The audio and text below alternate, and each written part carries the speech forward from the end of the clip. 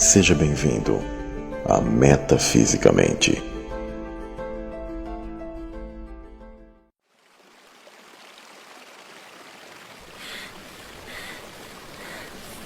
E porei inimizade entre você e a mulher, e entre o seu descendente e o descendente dela. Este esmagará sua cabeça, e você lhe ferirá o calcanhar. Gênesis 3, verso 15. Veremos neste documentário as provas arqueológicas, as evidências da existência da semente da serpente, dos filhos do diabo, de seus conhecimentos e de sua presença inegável na história humana. Em entrevista concedida a Bill Ryan, do projeto Camelot em Avalon, Klaus Donner, que é pesquisador independente e curador de museu, apresenta alguns artefatos que nos fazem pensar e revisar a história oculta da humanidade. Entre seus achados encontram-se ossos humanos gigantescos, pirâmides magnéticas que brilham sobre luz ultravioleta, relíquias atlantes, esculturas e formas que não se encaixam na história oficial do Homo sapiens e que fazem os cientistas ortodoxos terem dor de cabeça para tentar explicar.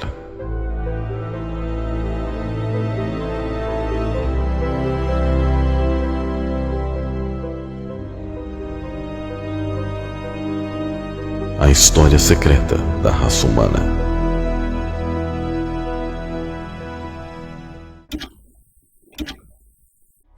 This is Bill Ryan here from Project Camelot and Project Avalon, and it's 20th of February 2010, and it's my great privilege to be meeting again with Klaus Donner. And in this video presentation, it's going to be an interview of the difference, because I'm going to do very little talking indeed, maybe none at all. And Klaus is going to be doing an audio commentary on one of his extremely special, unusual and fascinating slideshows about the artifacts and the various phenomena that he has been researching, discovering, investigating personally all over the world, relating to what I think you could legitimately call the hidden history of the human race. Would you say that's a good summary, Klaus? That's a very good summary, yes. So I'm going to step back here, and what follows now, just kick back and enjoy this slide presentation, and Klaus is going to take you through his own journey. You can accompany him on his own journey through his own discoveries. And take it away, Klaus. What are we looking at here? I can see an array of pyramids. What's the significance? The significance is that you can find pyramids all over the world on each continent. And the question is, when and who did build those pyramids? Why many of those pyramids all over the world are looking very, very similar? Another question is, did there really exist a global civilization? And I think many of our researchers are really telling us that once upon a long time a global civilization existed. But how many thousands of years ago, we don't know. Most of the audience of Project Camelot may know about the story of one stone pyramid building found in 1984, 25 meters under the sea level in Japan on the island of Yonaguni, which is the southeast Japanese island belonging to the Ryukyu island group. And there's still a struggling of some international archaeologists who are saying that these monuments were done by nature. But my friend Professor Masaaki Kimura did several years since then researches not only on this monument, but also he found several others close by. On the right side down you have a model, and one thing nature is definitely not doing on top of two platforms of this monument. There is one huge stone turtle and one huge stone bird like an eagle. Nature is doing many things, but not such a precise, perfect monument, and the question is, where are all the stones if nature would have done it broken down? Where are those stones? There are also streets, and there was also found a stone stadium like a Roman Colosseum with stone seat rows and stone stairs. Nature is great, is doing many great things, but not such perfect buildings. Here you have the huge stone turtle, and you can see also how small is a diver against this big monument. Here you have one street with stairs going up. Here again a very close-up picture just to recognize the size of this huge monument. Here you can see some world maps. On the top, on the right side, you can see the Piri Reis map, which was used already long time before Christopher Columbus came to America. And you can see how perfect this map was already in the beginning of the 16th century, showing part of Europe, of Spain, Portugal, part of Western Africa, and also part of South America. We do not know until now who was able to make such a perfect map already centuries ago. On the left side, on top, you see Atlantis, done by Athanasius Waldseemüller, and the map is the other way round. He did it the other way round, and you can see the continent between Europe, Africa, and also America. And you can see on the left side down different sides of a huge stone world map. This stone world map was found in 1984 while gold digging in Ecuador in an underground tunnel system with other 350 artifacts which do not really fit any known and existing South American pre-Columbian culture. On this stone map is a natural quartz line, a white one, and this is the front side of the world stone map, and you can see approximately in the Near East, close to Saudi Arabia, you can see an inlay as an eye. And from this eye to the right and to the left is a natural quartz line going on the right side over India, Thailand, and also there is a long island on the right side, which Professor Kimura's research gave him the statement that from the northeast Japanese island until far down after Taiwan, once there existed a huge continent. But then this world map must be older than at least 10 to 12,000 years. And here's the back side, and you can see on the right side coming the quartz line passing in the Atlantic, a continent, Atlantis, which in our days does not exist anymore.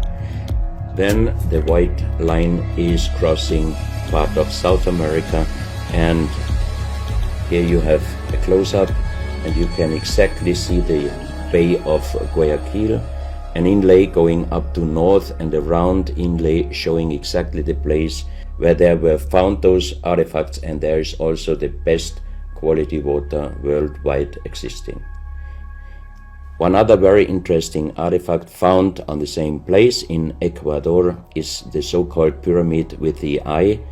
The eye is an inlay, the stone is gray and white, and you have 13 steps, and it looks exactly like the pyramid with a shining eye on the $1 US. If you put this pyramid under black light, the eye is shining very strongly, and it looks really like an eye, but not real like a human eye. Here you have a close-up of the eye, and you can see the colors of the inlay.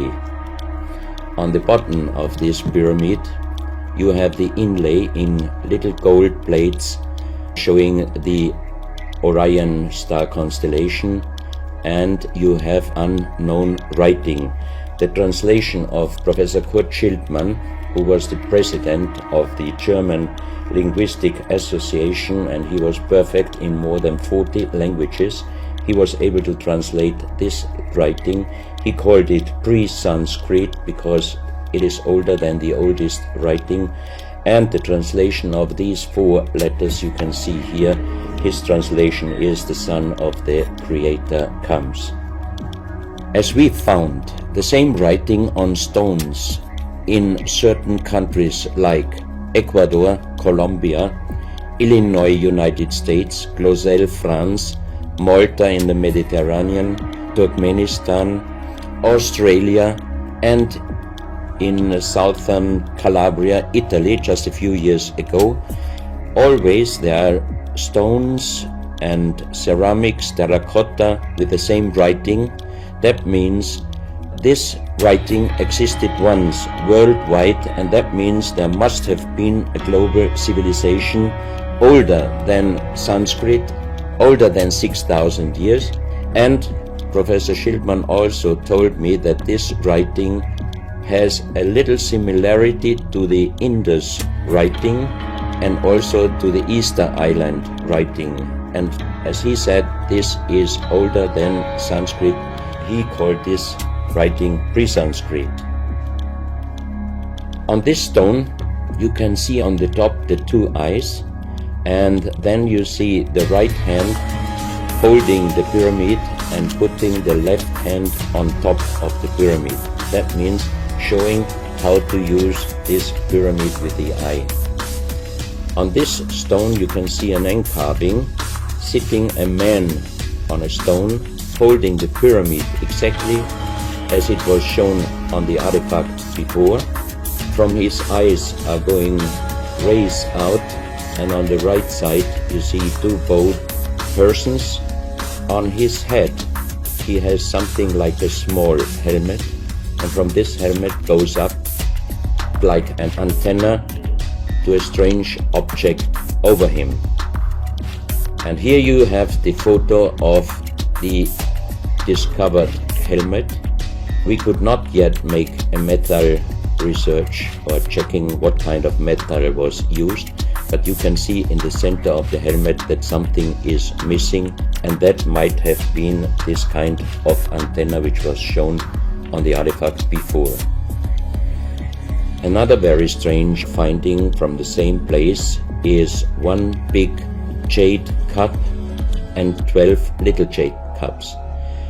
As the 12 cups are man-made and each one is a little bit different in size, if you fill them up perfectly with water and you put the 12 cups of water inside the big cup is completely filled. The next strange thing is that you can see on the little cups numbers which are looking like the Mayan numbers, but if you compare them with the Mayan numbers, you find out that there are some little differences. And on the big cup you can see a perfect inlaid star constellation, also showing the Orion and other stars. And inside the big cup it is very, very magnetic, and outside the cup nearly nothing. Professional geologists are saying this is impossible because if a stone has metal particles inside the stone, it must be same magnetic from both sides. Here you have a close-up of the big cup, and you can see a perfect inlay of star constellations, and they are shining very brightly if you put black light on it. Here you have some small cups that you can figure out more clearly the style of the numbers inlaid in a strange material also shining under black light. That's another piece, a jade plate with the same star constellation inlay like on the big cup, and 2 persons facing the sky and on the next picture you can see that also the eyes of these two statues and the star constellation is shining very strongly under black light. This was once a hard-formed brown stone, changing the color in the center of the stone into black, which usually in nature does not happen. And you can see, if you look very close, you can see a face with closed eyes, with a mouth, the nose, a long beard and long hair. On the left side, the face and also the stone is broken. This is the reverse side of this stone. You can see a spiral and a triangle. The center of the triangle is very magnetic, also shining under black light. Here we have the backside of a cobra. The cobra never existed in South America, but this one was found at the same place. On this side of the cobra head you have 33 lines in lines. So 33 is also a very mystical number since long time. And on the left side and right side you have 7 points inlaid, and maybe these are the chakras. Also this cobra head is shining brightly if you put black light on it.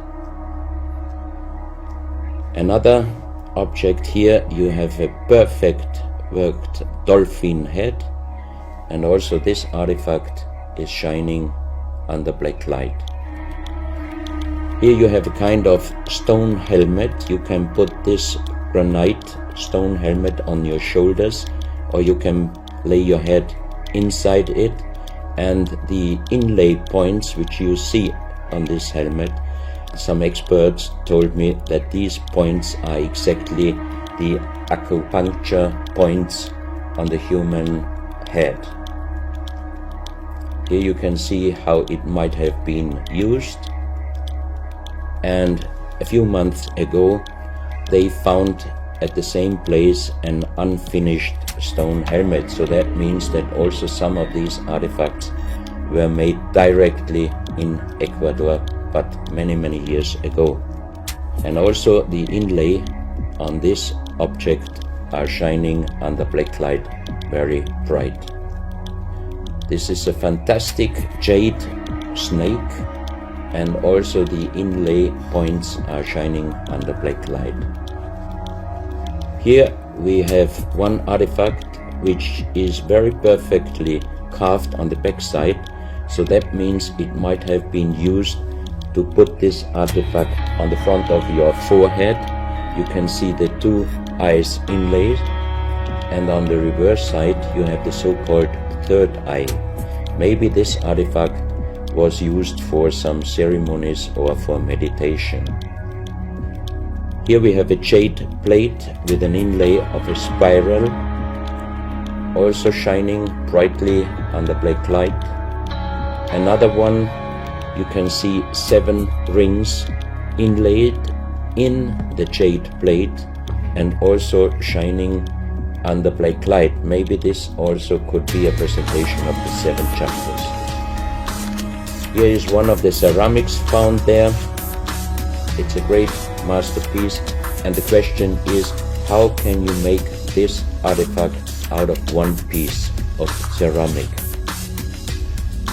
Here we have another pyramidal stone found also in Ecuador. On top you see the pyramid with the eye, and you have down several spirals and symbols. Some of them are very similar to the churchward Nakal plates, which he found 1880 in India, and the translation was talking about the sunken continent of Mu. This is a marble with another inlay of a spiral, also shining very brightly under black light. Another stone in a pyramidal form with an inlay of an eye. Here you can see again the pyramid with the eye, and on the bottom you see the Orion star constellation, the 3 Orion stars. which might focus us to the 3 pyramids in Egypt. Here you have a ceramic statue. You can see the style of sitting is not real pre-Columbian style. It looks like the lotus seat from Asia. On top of this statue you have a head with some points, and it looks quite similar to many of the Buddha presentations. He holds a snake in his mouth. The snake is a very, very mystical and very often presented object. So that means this statue is not from any existing or known pre-Columbian culture. Even the next one, you can see that how this statue is sitting, it looks more the direction of Asia. On top of his head, again a very strange head, and in the center you can see like the head of a frog. Also, the frog is a very mystical animal in old South American pre-Columbian culture, but also in Africa and also in Asia. Here another ceramic statue holding a kind of plate in his left hand, and it looks also not really pre-Columbian culture. This is another very strange artifact holding a stick with a snake. Again we have the snake here, and the question is where and who this statue was done. This is a photo of the Altiplano in Bolivia. Archaeologists and researchers found out that at least before 4,000 years there was having a very big impact in Argentina, and the shockwave of this big impact destroyed many stone buildings in the Altiplano of Bolivia. You have here a picture of Pumapunku, a very strange place close to Tiahuanaco in Bolivia, and you see tons of stone plates with perfect work on it destroyed. Maybe this was the reaction to the big impact in Argentina. Here you have my friend Giancarlo Bonfanti, Italian researcher, in the center of the so-called Sun Gate in Tiahuanaco in Bolivia, and some researchers write that the figurines on top of this side of the Sun Gate are showing the Venus calendar. Here you have one of the big stone plates from Pumapunku, and you can see how perfect this stonework was done.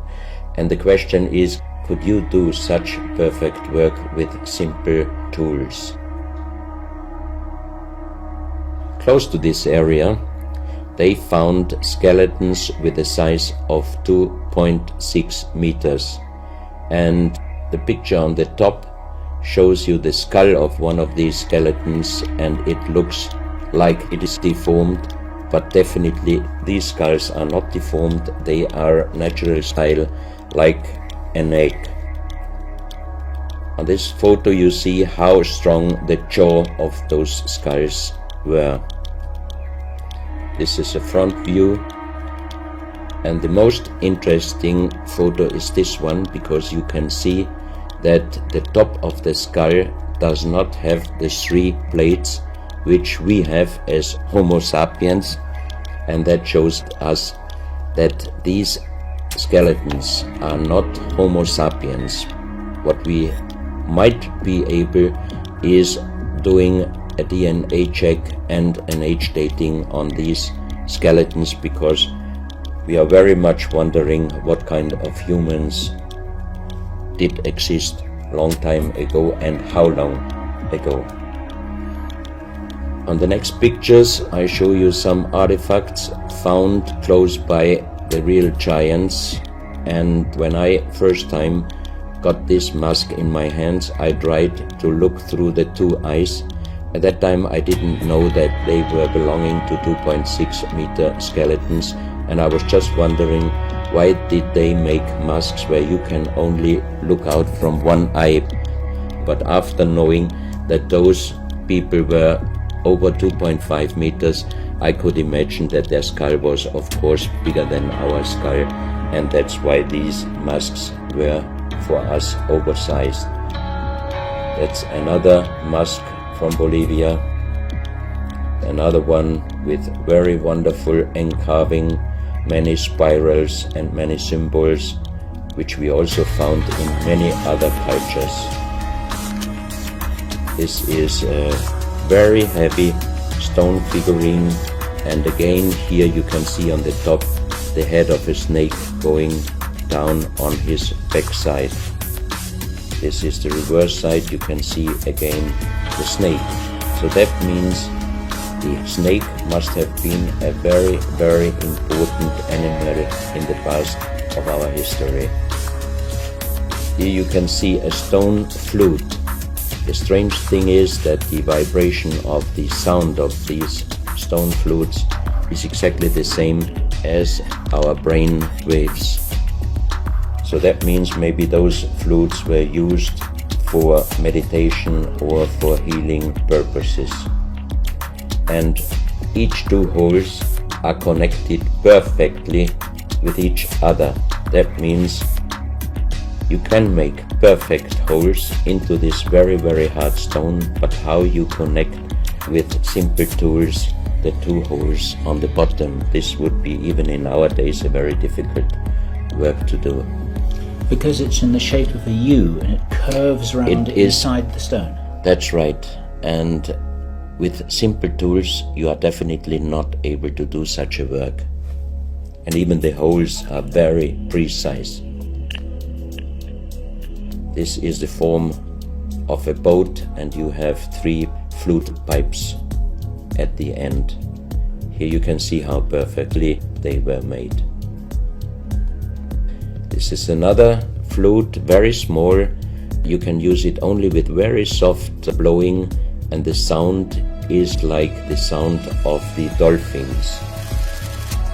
This is an artifact where we do not have any idea for what purpose it was used.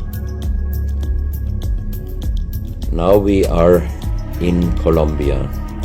On the next few photos I show you very strange artifacts from Colombia in South America.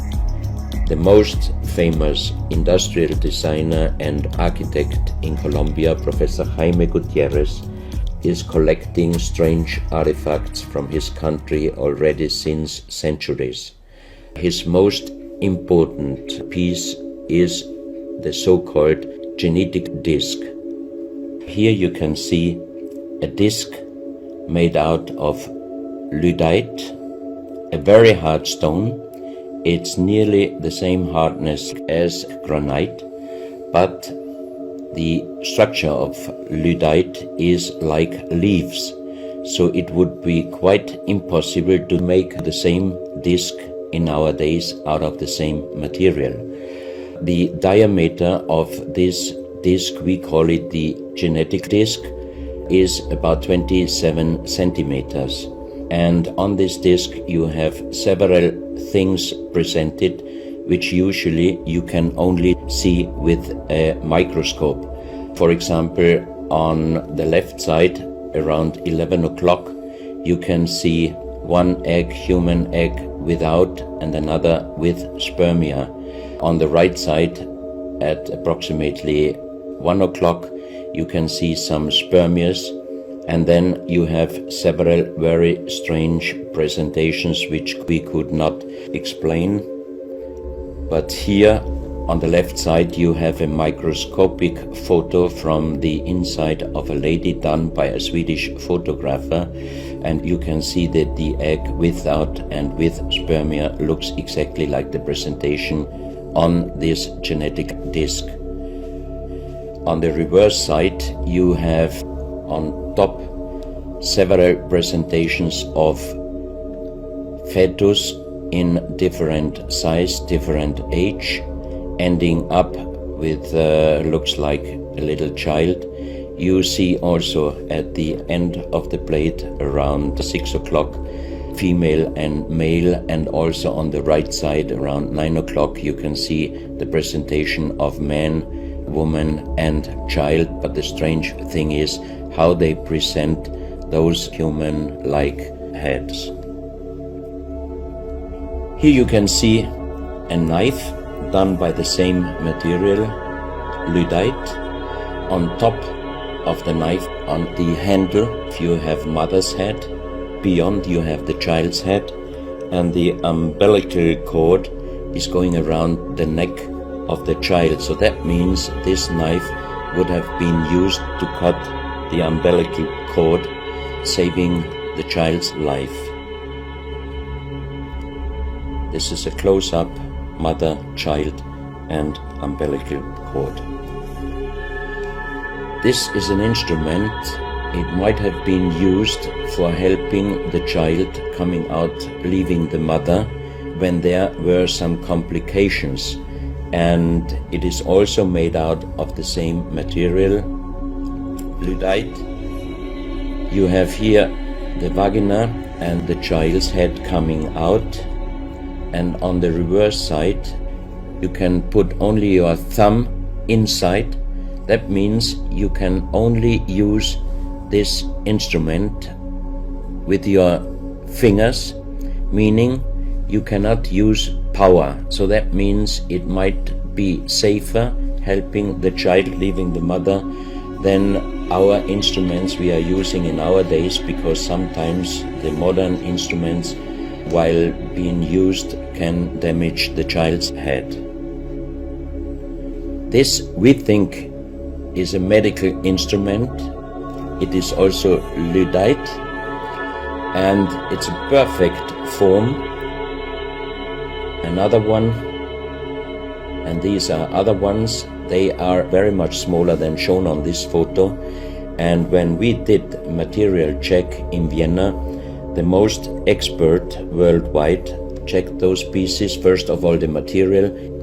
Each one is done with Lydite, and the form itself, he checked them, and finally he said, I cannot tell you how they were done, who did they make, but the only thing I can definitely tell you, from the same material in our days, we cannot make the same instruments. So how old they are, we do not know, but as they were found in Colombia and they do not fit any existing pre-Columbian culture, we must consider that those artifacts are at least older than 6,000 years. But we cannot explain what kind of technology they did use to be able to make such instruments and such tools made with Lydite. You can see each piece fits exactly every kind of hand, never mind how big the size of the hand was. Each instrument, each tool fits exactly each hand which was using those instruments. This face looks a little bit like the Maui, the big stone statues from Easter Island. Here you have a close-up. This, in joking, I call it the dentist chair. Perfectly done, but again, same material, Lydite. And the strange question is, why, if they could make such perfect figurines out of this very difficult material, why did they show the human face always with big round eyes and a little nose and a big mouth? There is no real explanation possible. This is again one piece from Colombia, Lydite. On the front side you see the mother holding the baby, and on the back side you see the man with armors, most probably for hunting. This stone figurine was found in Colombia. It looks exactly like the Maui statues from Easter Island, but it is only about 30 centimeters in size.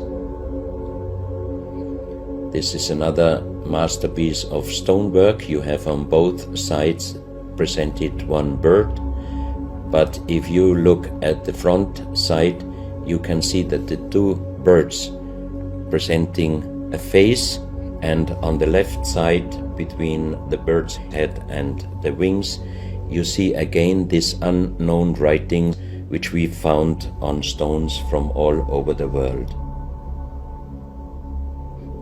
This is the mother holding a child, very strange face, and it's a kind of jade material.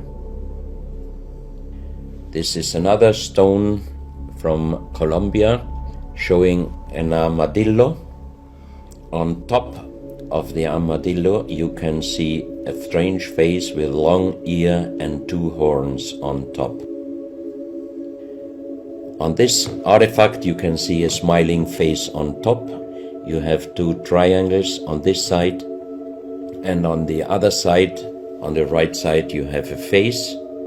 Again, the animal face on the right side, and some unknown symbols. And on the bottom of this object you see an animal, looks like a crocodile.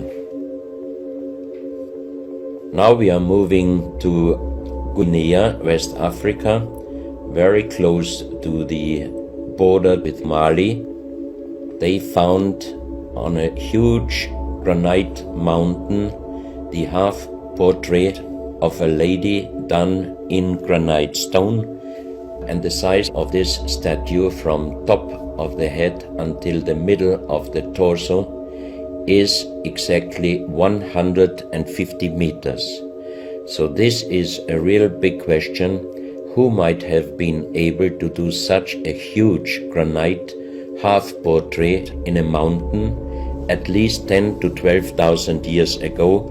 Because the Italian geologist Professor Pittoni was on the spot. He did these photos and he checked the earth on the bottom of this mountain, and his calculation was that this stone monument must have been done at least 10 to 12,000 years ago.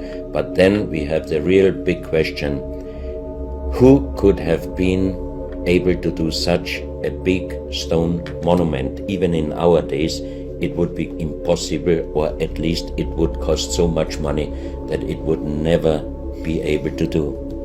And if you look at the close-up of the face, some experts told me that this face definitely is not European, but also of course not black African.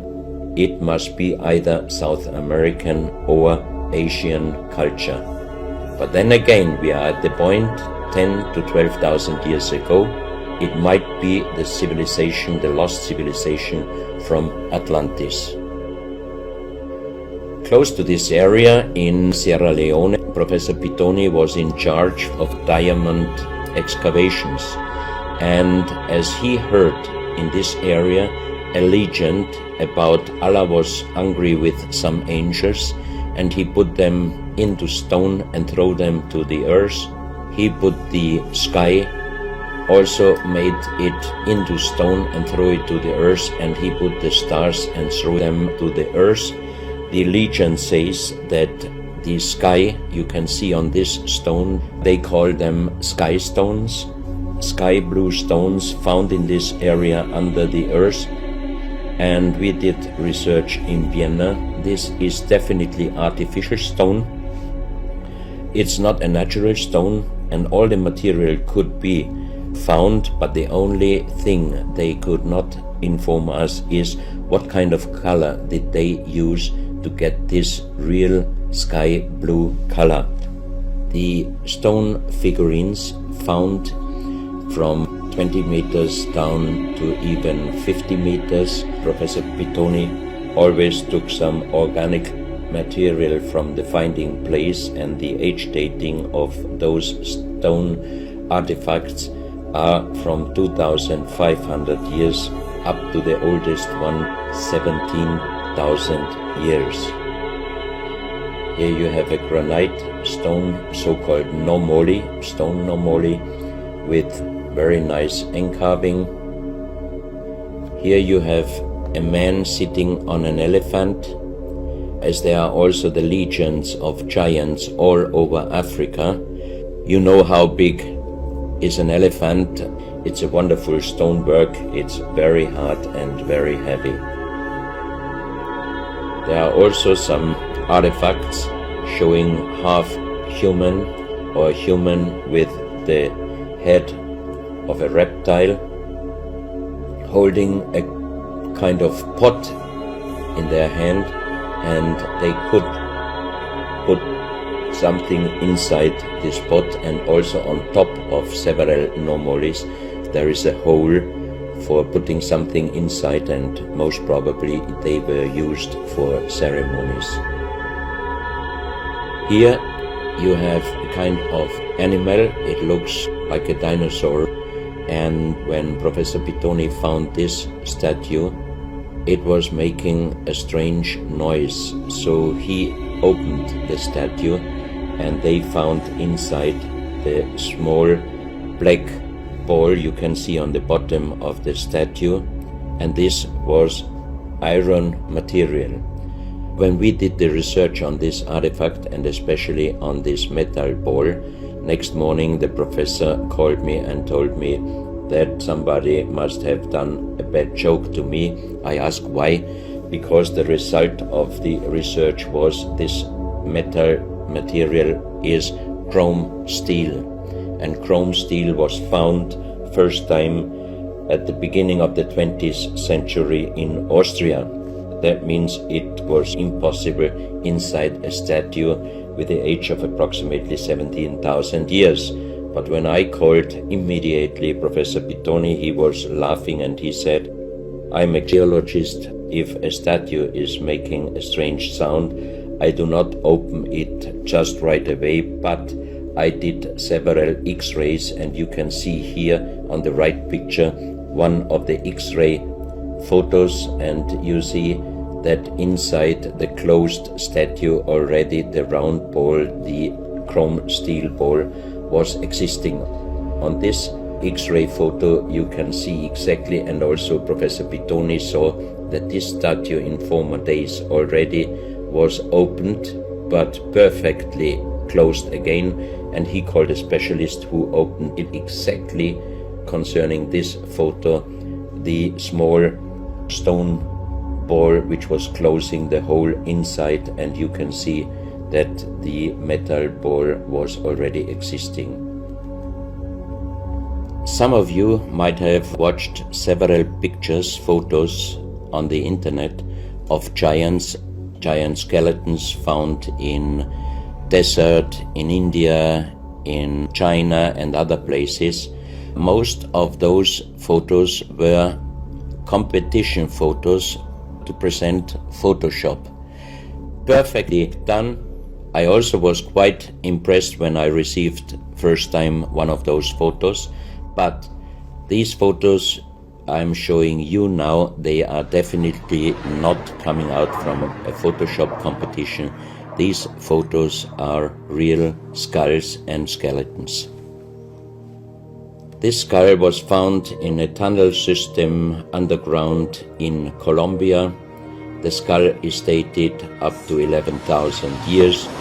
The skull is bigger than normal skull, and the front teeth of the jaw are lined up in a different way than our teeth. Something that occurs to me here is that there's a very strong, pronounced jaw. It's a very prominent jawline, very prominent chin. And here you see a photograph that was shown to us by a Project Camelot insider. Now, this isn't a real photograph. This is a scene from the old Arnold Schwarzenegger movie Conan the Barbarian. And what you're seeing here is a special effect on the actor James Earl Jones. The critical thing here is the shape of the jawline. Our witness, who had spent time with the Anunnaki in real time, in the present day, said that one of the things that characterizes them, besides their size, which he says was 8 or 9 feet tall, he said they're very large and they're very strong and they look larger than that. But that's round about their height, which matches exactly the 2.6 meters that Klaus has been talking about. He said it's a very prominent, strong jawline. And this is what strikes me about these skeletons, these skulls here that we're looking at right now. Didn't know. No, you need to know this. Back to Klaus. So once again, here you have a very old photo done in a museum in La Valletta in Malta, and it shows several long skulls, and the explanation is deformed skulls, but they are very long, going to the back. This is one of several very, very strange skulls. They are presented in a small museum in Ica in Peru. Ica is located close to the famous Nazca lines, and the museum is called Museo Maria Reiche, the German lady who was researching her whole life about the Nazca lines. And in this museum you can see the most strange skulls I ever saw, all found in this area close to the Nazca lines. So the question is, what kind of humans were living there, and how did they get those skull forms?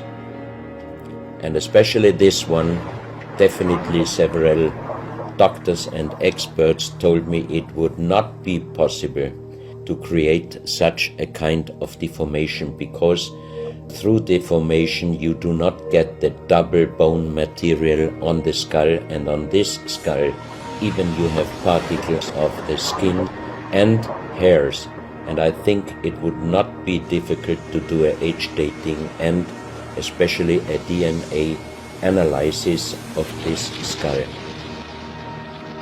On this picture I show you some legendary skeleton forms of giants. In the year of 1964, in the south of Ecuador, in the province Loja, there broke down a part of a mountain platform, and Father Carlos Vaca, who was working as a priest in hospitals, he was called to this place and he found the broken bones of a giant. Good.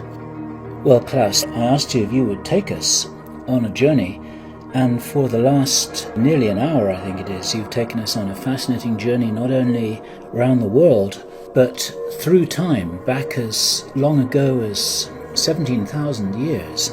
And it's a real reminder of how little we know about what our history really is.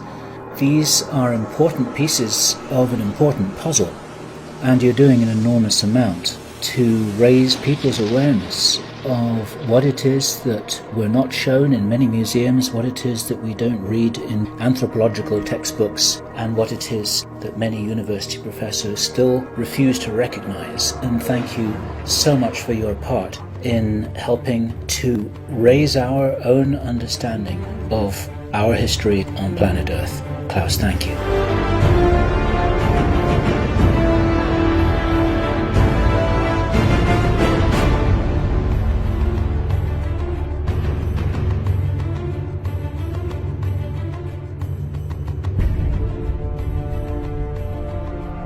Good afternoon, sir. Tell us who you are. My name is Klaus Dohner. I'm from Vienna, and I research unexplainable artifacts since 1997. And what brings you to megalithomania this year particularly? What news do you have to share with us? There are some news about giants and also megalithic monuments and stone structures, and also some very interesting artifacts. Do you think the sites globally, the ancient megalithic sites from South America to Egypt to Britain, do you think there's a unifying component? Are we looking at the remnants of an ancient parent culture? I think there is a connection between all those stone buildings, because we also found stones in many countries with the same unknown writings, like Ecuador, Colombia, United States, France, Italy, Malta, even in Australia. So that for me it would be the confirmation that once in the past there existed a global civilization, or at least a global communication. And for you personally, in your research, what's the most exciting discovery for you in recent times? The last most exciting discovery was, together with Michael Dellinger in South Africa, the 100,000s of very big stone circles which are producing sound and energy. Interesting. And have you been able to measure this? Michael did a lot of research on the spot, and we visited some of those circles, and he explained me all the results on the spot. Very interesting. Now, a lot of your research is anomalous archaeological artifacts, but also into giants. Tell me a little bit about that. In the year 2003, I got an invitation for a meeting with 15 elders of the big tribes in United States through Wayne Deloria. And the story of the 3 days meeting was giants and little people. Until this time, I didn't have really informations about giants and little people. And from that day on, more and more informations came up, and in the last years I could collect many informations and even artifacts which definitely prove that giants and little people existed in the past. And when I think there's a degree of misunderstanding about what we mean when we say giant, or perhaps what you mean when you say giant. For some people, anybody who's slightly larger than the average is a giant, but you're talking about significantly large beings, no? Yes, for example, the biggest one until now, I got some bones from Ecuador from a 7.6 meter human giant skeleton. 7.6 meters? Yes, and I got information from the Russian eye doctor and researcher, Professor Muldashev, that he could see even the bodies of 10-meter giants in the so-called Samadhi tunnel in Tibet, where there are people from normal size up to 10 meters in the lotus seat, and the body has no function, but as the monks explained him, they are connected through the silver string with the universe, and they could come to life again whenever they would decide. Wow. And I remember speaking with Brian Forrester. There seems to be a thread running through with red-haired people. The red-headed people, tribes in Africa, the red-headed in South America, that seem to be connected, some with the elongated skulls, some with certainly very ancient tribes. Do you find that there's a red-head component with some of these giants? That's what I cannot confirm, because until now we don't have any real fact on this. Okay, interesting. So, just to move into the megaliths and monoliths a little more, do you believe that the builders of places like Machu Picchu, like the Giza necropolis, like Stonehenge perhaps even, do you think that they had a greater technology than we do today? That's what I think, because many of the transportations of that very big stones, until today it would be quite impossible, especially if you have to pass over some mountains, over some valleys, some rivers. There's not really an explanation how did they do it, and they must have had a knowledge which we do not have until our days. And one of the other common factors that seems to come up more and more as people research this are the astronomical alignments. It seems that these ancient peoples who built these sites had more than a rudimentary understanding of the stars, of astronomy, and indeed of how to align. What do you make of that? I had a very, very wonderful experience in Ecuador, because in the 18th century, a French delegation went to Ecuador near Quito, and they were researching for the equinoctial zero point on the equator, and they found the place. And in our days there is now a very big monument exactly at that place. And when I visited this place with Luis Viracocha, he is the chief of the indigenous around Quito, He brought us to this place, and then he asked me, would you like to see the real 0 point on the equator? And I said, yes, it's here.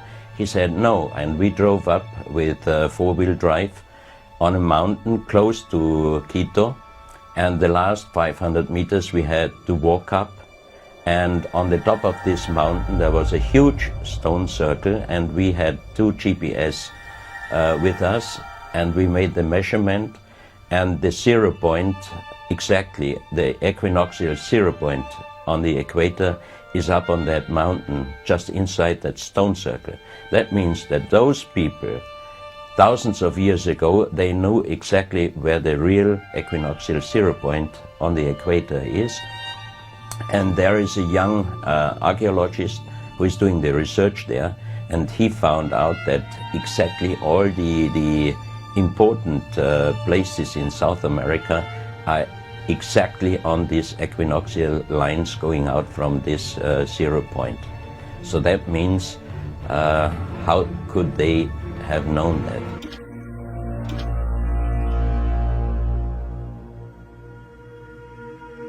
Todos os pontos apresentados neste vídeo são elucidados de maneira perfeita quando se tem a consciência que duas sementes caminham sobre a Terra. A semente de Satanás, ou chamado na Bíblia de semente da serpente, e a semente da mulher, os filhos de Adão, traçam uma inimizade e um combate desde muito tempo.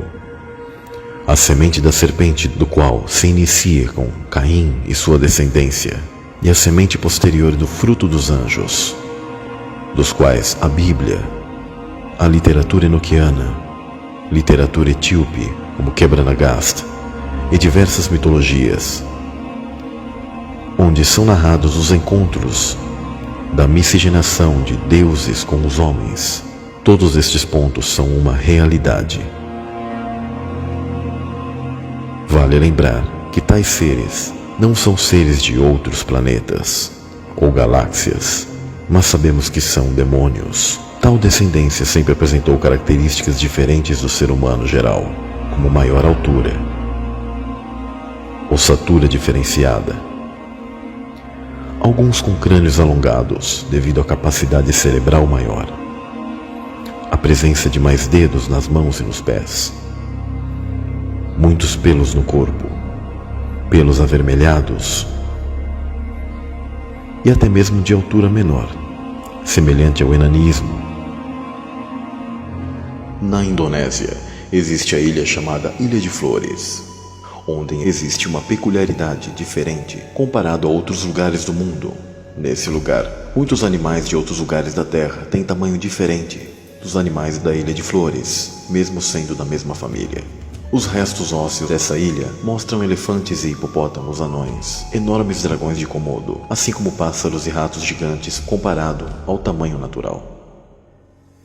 Se acharam restos humanos nessa ilha, os chamados Homens de Flores, ou Homo floresiensis. O que mais chama a atenção é sua baixa estatura de 1 metro e 25 quilos de peso, e por essa razão se apelidou esses homens de hobbits. Sabemos que os resquícios genéticos dos nefilins não só aumentavam o crescimento para gigantes, mas também podiam conformar alterações ao contrário, gerando indivíduos de baixa estatura. Na caverna Liangbua se encontraram 9 indivíduos extremamente pequenos e junto com ferramentas de pedras. Atualmente o povo que habita tal ilha é considerado pejorativamente de pigmeus, e que a altura média é de 1,40 m, muito mais baixo que as pessoas normais. No princípio, os cientistas acharam que os habitantes pigmeus estavam relacionados geneticamente com o Homo floresiensis, que possui 1 metro de estatura. Porém, os exames de DNA mostram que essas populações não têm nada em comum. E foi uma enorme surpresa para a comunidade científica. Não há rastro de cromossomos desconhecidos aos pigmeus da ilha, diferente dos homens de flores, que possuem características desconhecidas. Aida Gomes Robles afirma que a espécie Homo floresiensis é um tipo de humano diferente. Alguns creem que a alimentação era escassa e fez com que esses habitantes ficassem pequenos mas isso não explica diversos tipos de animais com tamanhos diferentes na própria ilha, como pássaros, ratos e dragões de Komodo maiores que o normal. E não responde porque esse tipo de humano, com traços incomuns, não foi encontrado em outro lugar do mundo. É como se nessa ilha todos os seres foram manipulados geneticamente, devido às diversas intervenções genéticas de anjos caídos na humanidade ao longo da história. Isso mostra o quão escondido e desconcertante é o passado da humanidade e o porquê nos escondem tanta informação.